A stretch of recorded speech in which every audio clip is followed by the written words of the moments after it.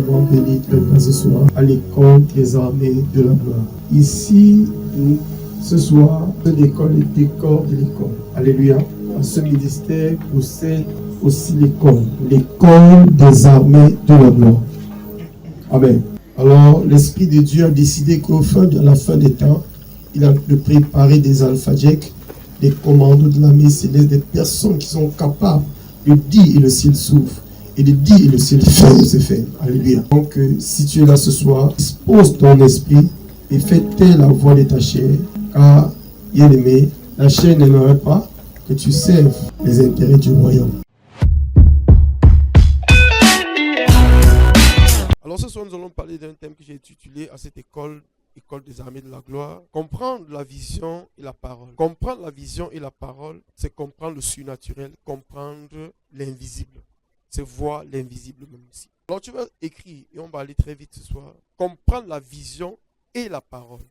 La vision et la parole. Tu vas écrire ceci.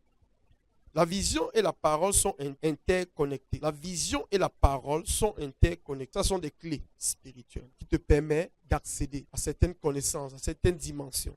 Il faut que ces vérités, ces connaissances, cet esprit soit en toi en vérité. C'est par elle que tu peux monter. La vision et la parole sont interconnectées. Toute vision est transmise en parole. Et toute parole est vision. Je vais t'apprendre à lire tes visions et à savoir ce que Dieu t'a dit dans la vision. Alors il faut que tu reçoives l'esprit de la connaissance et t'apprendre aussi à voir la vision dans la parole. Avec ça, tu auras la capacité, amen, de voir dans la parole ce que Dieu a disposé pour toi, sans plus douter. Il faut que cet esprit soit développé. Alors toute vision est transmise en parole et toute parole est vision. La parole est une représentation de la vision. La parole est une représentation de la vision. La parole représente la vision. Car la vision est transmise sur la terre en parole. Lorsqu'on la parle, elle vient à l'existence.